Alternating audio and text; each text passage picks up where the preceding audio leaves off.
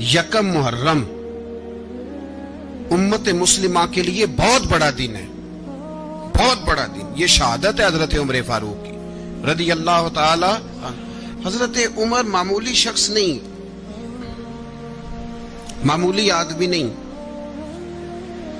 कुछ लोग सदियों के बाद पैदा होते हैं और कुछ लोग ऐसे होते हैं जो एक ही बार पैदा होते हैं, उन जैसा दूसरा पैदा होता ही नहीं, दूसरा उन तरह का पैदा होता ही। हजरत उमर रदी अल्लाह ताला अन्हो जैसी शख्सियत पैदा ही नहीं होती दोबारा। सारे सहाबा दर रिसालत माप पे खुद आए।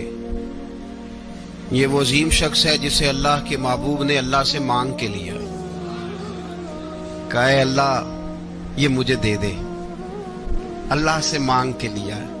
यहाँ छोटी छोटी बातों पे गवर्नमेंट छुट्टी करती फिरती है, छोटी छोटी बातों। इलेक्शन हो गया तो छुट्टी, फलां जगह पे थोड़ा सा किसी ने खबर दे दी कि कोई परेशानी है तो छुट्टी, फलां जगह ये हो गया तो छुट्टी। यहां तक के फलां वजीर साहब फलां इलाके में आएंगे तो सारे इलाके को छुट्टी।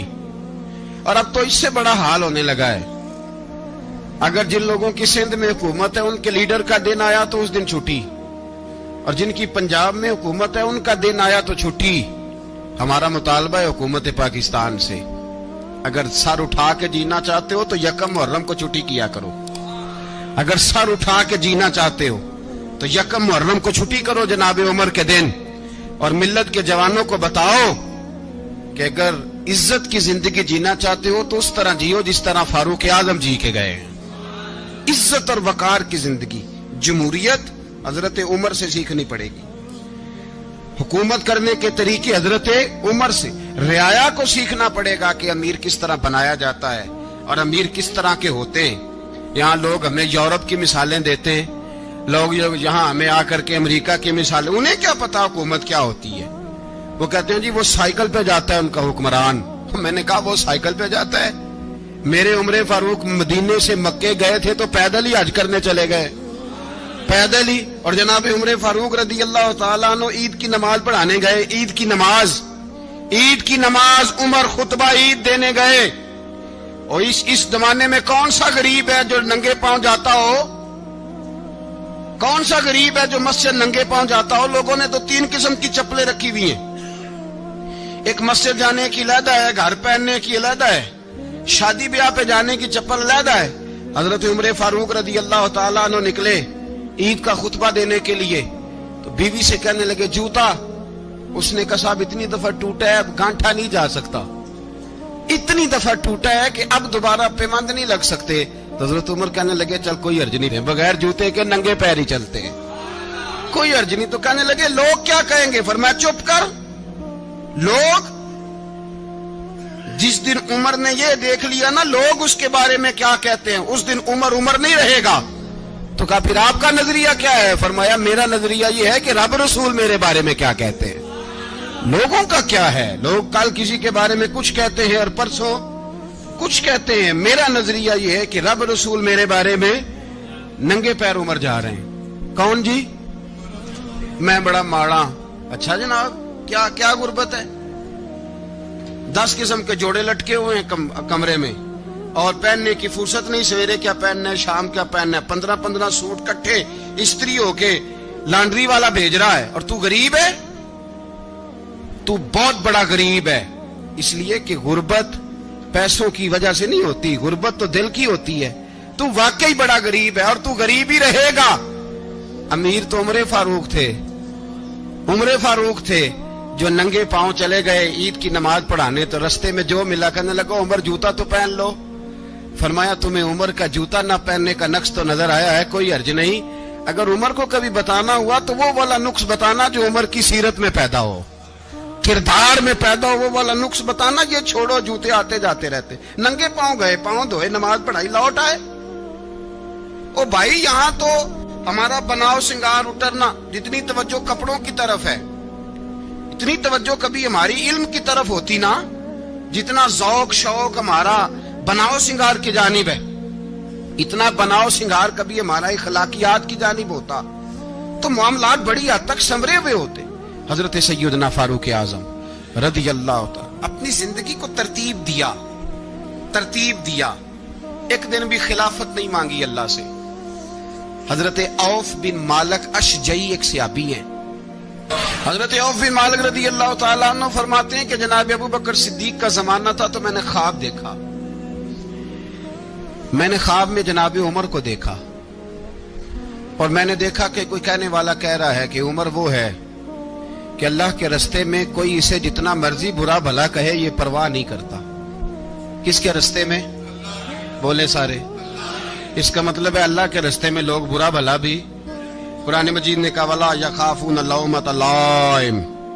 کچھ لوگ ایسے ہیں جو برا بھلا کہنے والوں کی پرواہ نہیں کرتے. آپ یقین کریں اگر پرواہ شروع ہو جائے نا تو دین کا کام ختم ہو جائے.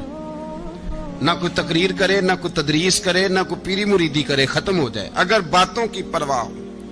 لیکن وہ پرواہ، حضرت عوف بن مالک اشجعی کہتے ہیں میں نے خواب میں دیکھا کہ عمر وہ ہے جو کسی کی پرواہ، اور دوسری بات میں نے یہ دیکھی کہ عمر خلیفہ بنے گا، اور تیسری بات میں نے خواب میں یہ دیکھی کہ عمر شہید بھی کیا جائے گا، عمر شہید بھی ہوگا. یہ میں نے 3 باتیں خواب میں دیکھی. فرماتے ہیں میں نے آ کے خواب حضرت ابو بکر صدیق کو سنائی. وہ خلیفہ تھے. وہ کہنے لگے ٹھہر جا، میں عمر کو بلاتا ہوں، اس کے سامنے دوبارہ سنانا. اس کے سامنے فرماتے میں نے بلایا حضرت عمر فاروق کو، آ کے بیٹھے.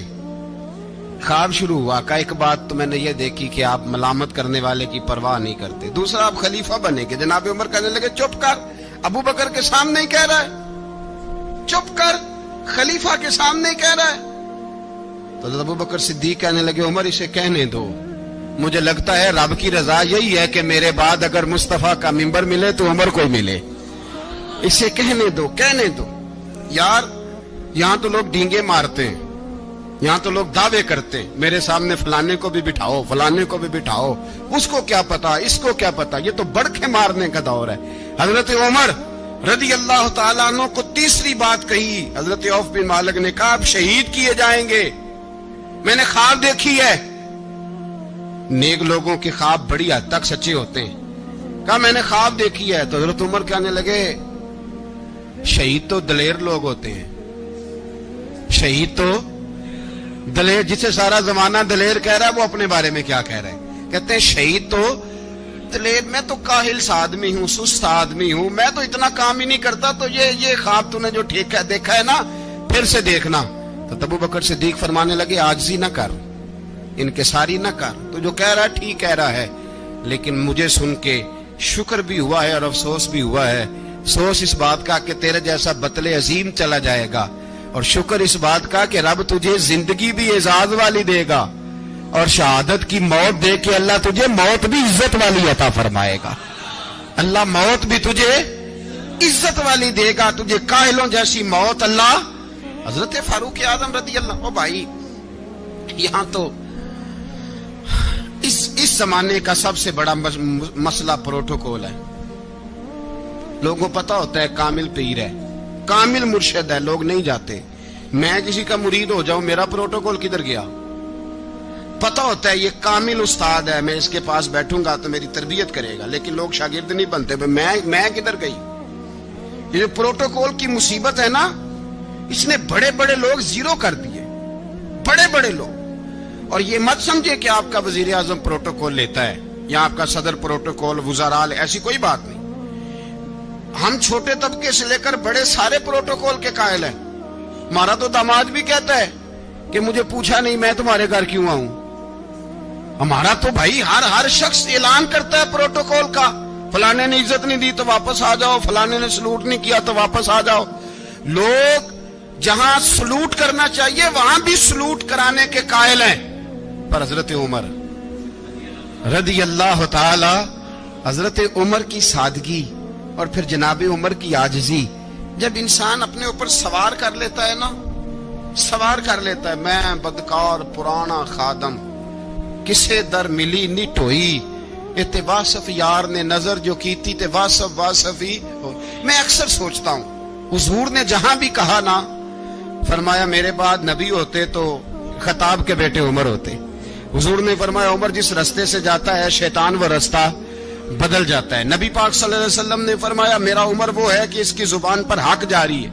حضور علیہ الصلوۃ والسلام نے فرمایا 950 سال حضرت جبریل میرے عمر کی شان بیان کریں تو ان کی عظمت ختم نہیں ہوتی.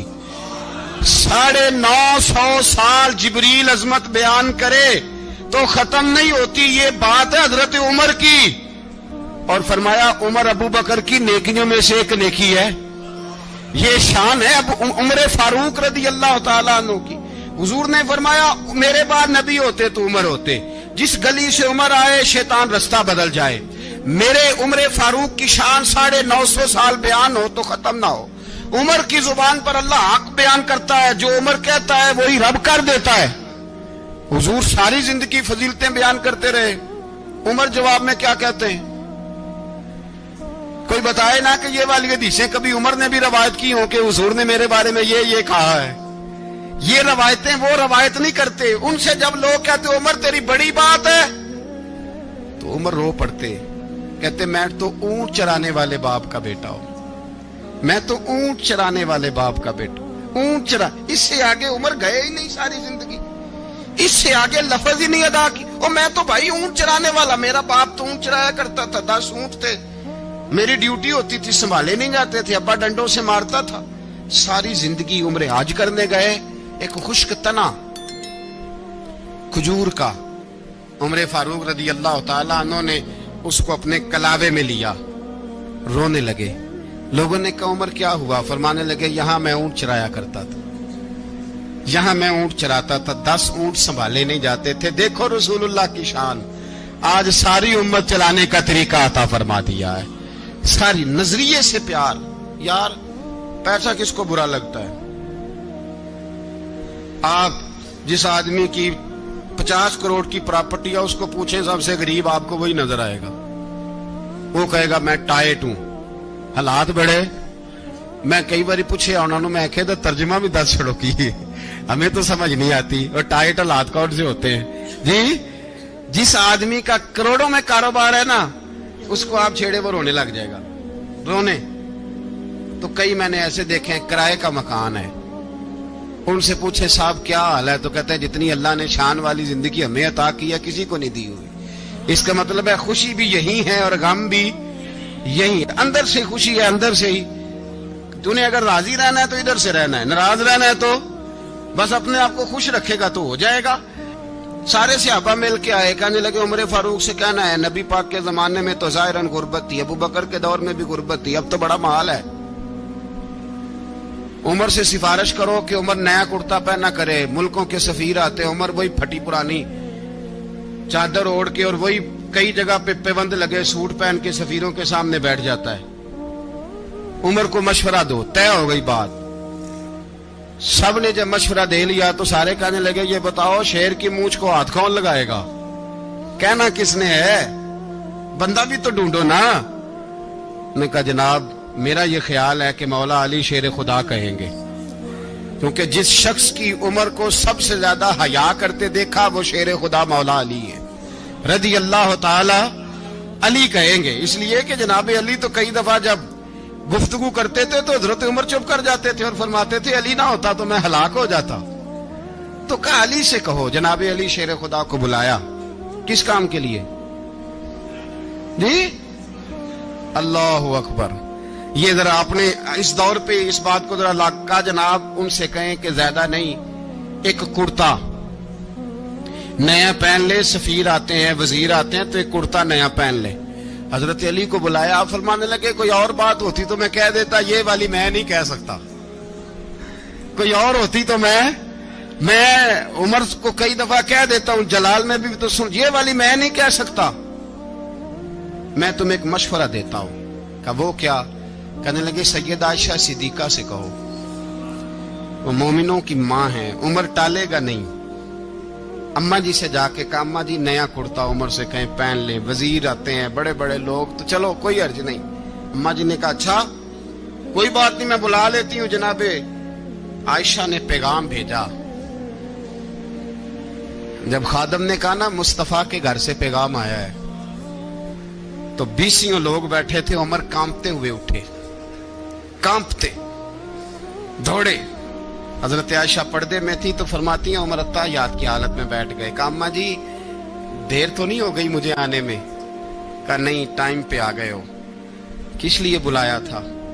कहा उमर देखो, गुर्बत के मामलात और होते हैं, जब अल्लाह आसानी दे तो कोई चीज इस्तेमाल करना हराम नहीं होती, अगर हराम है तो बताओ। कहा नहीं अम्मा जी हलाल ही है। तो फरमाया फिर इतने सफीर आते हैं, मुशीर आते हैं, अब तो माले गनीमत बड़ा आता है, ढेर लग जाते हैं मस्जिद में, तो चल एक नया कुर्ता तुम भी पहन लिया करो, और आप नया कुर्ता पहनोगे तो धाक बैठेगी गैरों पर। तो सहाबा का मशवरा है कि आप नया लिबास पहने। अम्मा जी कहती है मैंने हुक्म दिया तो उमर चुप कर गए, गर्दन झुक गई। थोड़ी देर के बाद सैयदना उमर फारूक ने सर उठाया तो दाढ़ी पे आंसू गिर रहे थे, रो पड़े।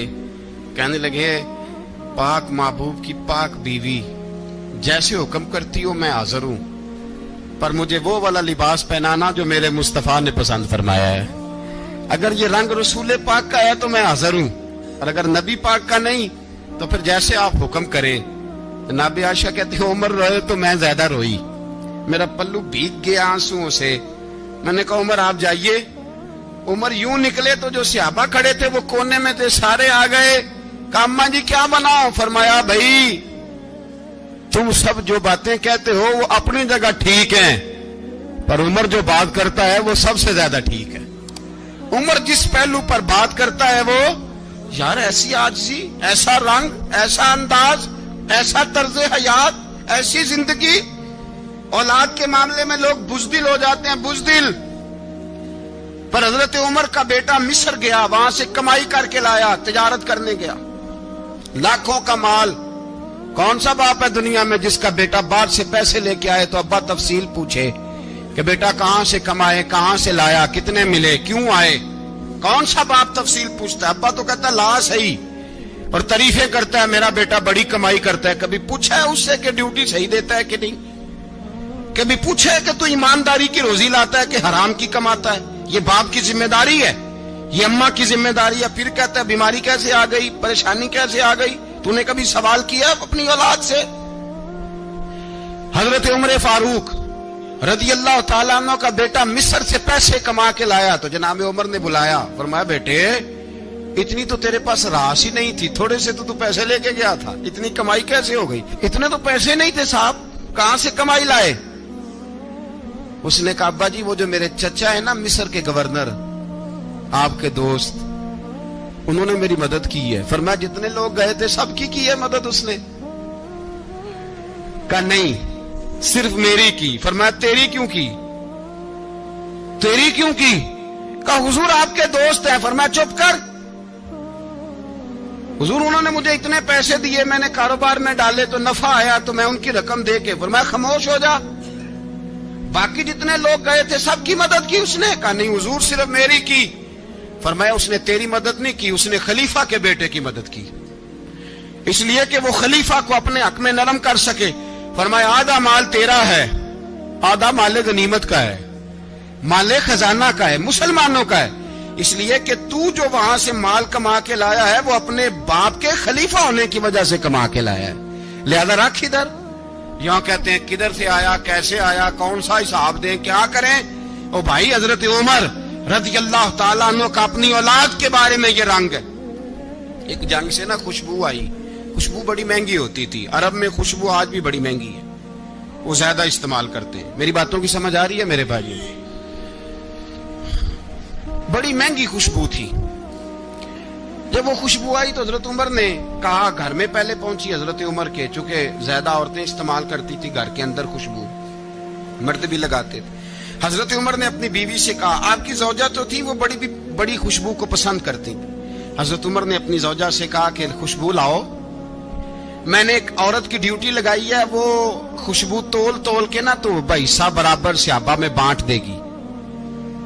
तो आपकी जौजा कहने लगी किसी बीबी की ड्यूटी लगाने की क्या जरूरत थी, मैं जो मौजूद थी, मैं बांट देती हूं तोल के हिस्सा बराबर। आपने फरमाया नहीं तू रहने दे, तो फलानी बीबी बांटेगी। हुजूर मैंने भी बांटनी है, मेरे पे कुछ हक है? आपने फरमाया नहीं तू तफसील ना पूछ, तू खुशबू दे दे, कोई और बांटेगी। खातूने खाना पीना کہنے لگی نہیں مجھے بھی آج آپ کو بتانا ہی پڑے گا کہ کوئی جو بانٹ سکتی ہے تو میں کیوں نہیں بانٹ سکتی؟ زوجہ کہتی عمر نے بات کی تو میری چیخیں نکل گئی. حضرت عمر فرمانے لگے جب تو خوشبو بانٹے گی نا تیرے ہاتھوں کو بھی لگے گی, تیرے دوپٹوں کو بھی لگ جائے گی. اگر رب کریم نے مجھ سے سوال پوچھا کہ عمر خوشبو تو مسلمانوں کی تھی, تیری بیوی کے دوپٹے کو کیوں لگ گئی, تو میں اللہ کے حضور کیا جواب دوں گا؟ اگر اللہ نے یہ سوال کیا کہ تیری بیوی نے کیوں لگائی, وہ تو حصہ تھا مسلمانوں کا, تو تو نے تیری بیوی نے کیوں لگائی؟ تو فرمایا میں نہیں چاہتا کہ اللہ کے حضور مجھے اور تجھے باز پرس ہو, لہذا کسی اور کو بانٹنے دے. زوجہ روئی اور تڑپ کے کہنے لگی عمر مجھے لگتا ہے صبح قیامت بھی تیری بیوی ہونے کی وجہ سے اللہ مجھے جنت عطا فرما دے گا, تیری زوجہ ہونے کی برکت سے. بھائی یہ معیار رکھا, خدا کی قسم ایسا شخص تاریخ میں دوبارہ نہیں آیا. اتنا بڑا آدمی, اتنا بڑا شخص, اتنا بڑا آدمی, اور پھر رنگ یہ ہے کہ عمر 22 لاکھ مربع میل کا حکمران, 22 لاکھ, اور کھجور کے درخت کے نیچے مٹی کا ڈھیلا لے کے سو گئے ہیں, پرواہ کوئی نہیں, کوئی مسئلہ ہی نہیں. 2 غلام ساتھ بیٹھے تو ایک روٹی حضرت عمر نے گھر سے منگوائی, تھوڑا سا سرکہ, تو غلام کہنے لگے ہم نے بھی کھانی ہے. فرمایا کوئی حرج نہیں, روٹی کو پیٹ بھر کے کھانا ضروری تو نہیں, 3 حصوں میں بانٹ لیتے ہیں. ایک آدمی آیا ہوا تھا مصر کا رہنے والا ملنے کے لیے, اس نے پوچھا عمر کدھر ہے, تو کہا وہ ادھر جاؤ مسجد میں بیٹھے ہوں گے, اور واپس آیا تو کہنے لگا وہاں تو 3 غلام بیٹھے ہیں, ایک روٹی بانٹ بانٹ کے کھا رہے ہیں, لگتا ہے کئی دنوں سے روٹی نہیں ملی. کہا 3 غلام تو کوئی نہیں, وہاں 2 ہی تھے, تیسرے تو امیر المومنین تھے. اس نے کہا نہیں نہیں 3 غلام ہیں, کپڑے بھی ایک طرح کے پہنے ہوئے, بلکہ 2 کے تو پھر صحیح ہیں, تیسرے کے تو زیادہ ماڑے ہیں. کپڑے بھی ایک طرح کے, کھانا پینا بھی ایک طرح کا, اور ان کا نشست برخاست بھی ایک طرح کی ہے, لہذا کوئی فرق نہیں. حضرت ابو ہریرہ کہتے ہیں میں لے کے آیا, اور جناب عمر کو جب میں نے کچی زمین میں تامت سمیٹ بیٹھے دیکھا تو میں رو پڑا. میں نے اس مصر سے آنے والے کو کہا تو اس کے جلوے دیکھ, اگر اس کی ذات میں اتنا حسن ہے تو محمد عربی کا مقام کیا ہوگا. یہ مقام غور ہے, مقام غور. 10 محرم کو لوگ دیگے پکائیں گے نا, نہیں پکانی ہے, کوئی بول دے نہیں, ہاں نہ نہیں کر دے, پروگرام بدلیا تو نہیں جی عید کی کہ وہ ایک کام شروع ہوا ہے لاسٹ ایٹ ہونے والا, کیوں جی پکنی ہے نا دیکھیں 10 محرم کو انشاءاللہ تعالی, ہم بھی پکائیں گے انشاءاللہ, یہاں بھی پروگرام ہوگا. تو 10 محرم کو جو دیگ پکنی ہے تو ایسا نہیں ہو سکتا کہ 1 محرم کو حضرت عمر کے نام کی بھی کوئی پک جائے. اگر امام حسن حسین کے نام کی دیگیں پکے تو جو امام حسن حسین کے سے پیار کرنے والے ہیں, جو امام حسن حسین سے, ہم لوگوں نے بھی عجیب رٹا اپنایا ہے نا, ہم لوگ بات کا ایک پہلو دیکھتے ہیں دوسرا نہیں دیکھتے. حضرت امام حسن اور حسین کو بھی نبی پاک نے شہید کہا, اور جناب عمر کو بھی رسول اللہ نے خود شہید فرمایا, فرمایا شہید ہے, خود فرمایا اپنی زبان سے کہ یہ شہید ہے, خود میرا عمر شہید ہے. تو ان کے نام کی دیگ نہیں پکنی چاہیے, اس طرف نہیں ہماری توجہ ہونی چاہیے. اور اہل بیت نبو, یہ بات میں پہلے بھی کرتا ہوں, آج پھر کرنا ضروری سمجھتا ہوں. اہل بیت کا پیار سن لو کان کھول کے, اہل بیت کا پیار اگر ہمیں کسی نے سکھایا ہے تو سیدنا عمر فاروق نے سکھایا ہے. اہل بیت نبوت کی محبت اگر کسی نے سکھائی ہے تو کس نے سکھائی ہے؟ بول کے بتائیے. حضرت عمر نے. اہل بیت کا پیار ہمیں حضرت عمر نے بول کر کے سکھایا ہے. بھائی یاد رکھیں, کسی کی طاقت نہیں تھی دم مارنے کی حضرت عمر کے سامنے, طاقت ہی نہیں تھی. کیسر و کسرا کانپ جاتے تھے, جرأت ہی نہیں کرتے تھے حضرت. اور ہمارے تو تعلقات بڑے ہیں نا غیروں سے. حضرت ابو موسیٰ اشعری رضی اللہ تعالیٰ عنہ فرماتے ہیں میرا منشی سائی تھا, وہ کاتب کہتے تھے وہ لوگ, میرا حساب کتاب عیسائی تھا. تو فرماتے ہیں ایک دن میں نے وہ سارا حساب کتاب لین دین کے حضرت عمر کو دکھایا تو فرمانے لگے جس نے لکھے ہیں اس کو بلاؤ. کہنے لگے ضرور مسجد نہیں آ سکتا. کیوں نہیں آ سکتا؟ کہنے لگے وہ عیسائی ہے. کہتے ہیں حضرت عمر جلال میں آ گئے. آپ فرمانے لگے جنہیں رب دور کرتا ہے تم کیوں قریب کرتے ہو؟ جنہیں اللہ دور کرتا ہے. فرمایا تم غیروں کو اگر عہدے دو گے تو اپنوں کا کیا بنے گا؟ اگر تم غیروں کو عہدے دو گے تو اپنوں کا. یہ سوچ ہے جو آج برما کے مسلمانوں کے لیے بھی ضروری ہے. کہا اگر تم غیروں کو عہدے دو گے تو اپنوں کا؟ ہم نے غیروں کو عہدے دیے تو دیکھا نا اپنے کس طرح کاٹے جا رہے ہیں. غیروں کو جو عہدے دے دیے جرانے سارے غیروں سے. روز دعویٰ ہوتا ہے چین ہمارا سجن ہے, چین ہمارا دوست ہے. او بھائی دوست ہے تو اس سے کہو نا کہ برما تو تمہاری ایک چھوٹی سی ریاست ہے, چین کے بغیر تو وہ سانس بھی نہیں لے سکتا. اس کو کہو نا اس حکومت پہ دباؤ ڈالے. لیکن ہم لوگوں نے غیروں کو عہدے دیے تو اپنے پس گئے. حضرت عمر کہتے تھے ذمی کا ہم ادب کریں گے, ذمی کافر کا ہم, ایسا کافر جو مسلمان ریاست کو قبول کرے, بدامنی نہ پھیلائے. ایک آدمی کو آپ نے دیکھا آنکھوں سے نابینا ہے اور بھیک مانگ رہا ہے, تو حضرت عمر کو نظر آ گیا. فرمایا کون ہو؟ اس نے کہا میں یہودی ہوں. فرمایا بھیک کیوں مانگتے ہو؟ کہا جب تک تندرست تھا مسلمانوں کو جزیہ دیتا تھا, بوڑھا ہو گیا ہوں کیا کروں. حضرت عمر نے گھوڑے کی پشت پہ بٹھایا, کافر کو گھوڑے کی پشت پہ بٹھایا اور بٹھا کے مدینے لائے. حضرت علی شیر خدا وزیر خزانہ تھے. فرمایا علی اس کا وظیفہ جاری کرو. کہا یہ کون ہے؟ فرمایا یہ یہودی ہے لیکن یہ ہمیں جزیہ دیتا رہا, بوڑھا ہو گیا بیچارہ, بھیک مانگنے پہ مجبور ہے, ہماری حکومت کے اندر رہتا ہے, اس کا پورا وظیفہ جتنا خرچہ اتنا وظیفہ لگاؤ. حضرت علی کہتے ہیں میں وظیفہ لگا رہا تھا اور وہ میرے نبی کا کلمہ پڑھ رہا تھا, وہ رسول اللہ کا کلمہ پڑھ رہا تھا. یہ مزاج, یہ نہیں کہ کافر. حضرت عمر نے گورنروں کو خط لکھے تھے کہ زبردستی کسی کو مسلمان نہیں کرنا, جہاں ان کی عبادت گاہیں بنی ہو گرانی نہیں, کوئی مندر کوئی گرجا ضائع نہیں کرنا.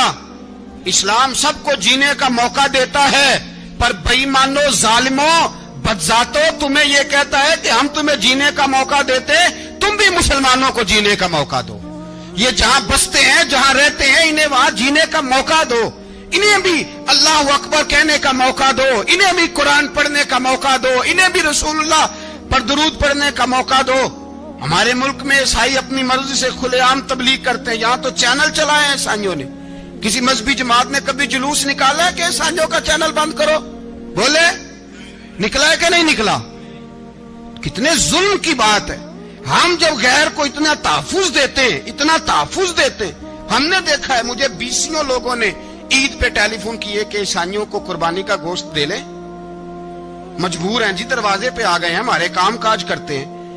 بیسیوں لوگ, عام آدمی کے دل میں ان کا اتنا جذبہ ہے, وہ مسائل کا بیان کرنا ایک علیحدہ بات, لیکن ہمارے دل کافر کے حق میں بھی نرم ہو جاتے ہیں. تم کس قدر زیادہ بے ایمان ہو اور کفر کس قدر زیادہ ذلیل ہو گیا ہے کہ مسلمان کے حق میں نرم ہوتا ہی نہیں. اور اس سے بڑے ذلیل وہ ہیں جو ان ذلیلوں کے سپورٹر ہیں, وہ کسی عرب ملک کے حکمران ہو یا کسی اور جگہ کے, وہ بڑے ذلیل ہیں جو ان ذلیلوں کے سپورٹر ہیں, جو برما کی بچیوں کے قتل پر اپنی حکومتیں چمکا رہے ہیں.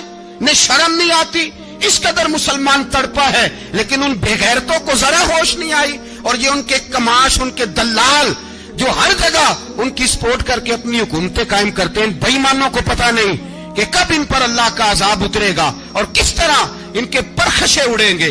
تمہیں اپنی ذلت اور رسوائی نظر نہیں آ رہی کہ زمین کس طرح تمہارے لیے تنگ ہو گئی ہے؟ اس سے زیادہ اور تمہاری رسوائی کیا ہوگی؟ ڈرو اللہ سے, اور یہ تو دنیا کا عذاب ہے. ان بطش ربک لشدید, میرا رب کہتا ہے قیامت تو قائم ہونے دے. اتنا سخت تیرے رب کی پکڑ ہے, اتنی کسی دوسرے کی ہو سکتی؟ یاد رکھیں اور تھوڑا احتیاط کریں. ہم سب لوگ بھی, جو ہم لوگ آدھی زبان بول کے بھی ان کی سپورٹ کرتے ہیں, اب شرم آنی چاہیے ہمیں ان حکومتوں کی سپورٹ کرتے جو مسلمانوں کی لاشوں کے اوپر حکومتیں قائم کرتے ہیں. شرم آنی چاہیے.